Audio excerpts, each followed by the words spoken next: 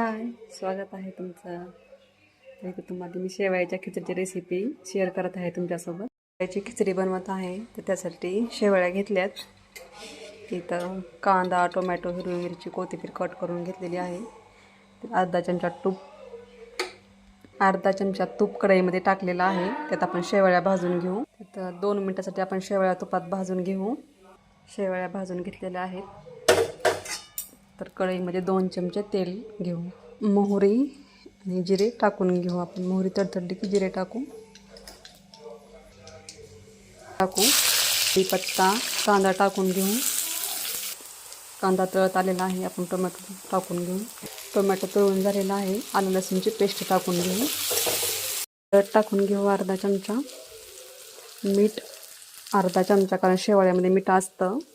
थोडीशी कोथिंबीर टाकू आपण. इथं टाकायचं आता.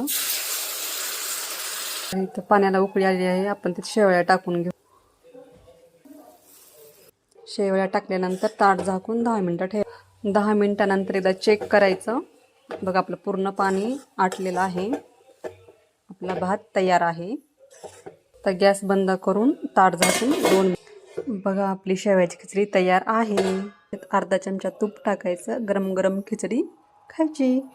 खात राहा, मस्त राहा, सगळ्यात महत्त्वाचा आनंदी राहा. बाय.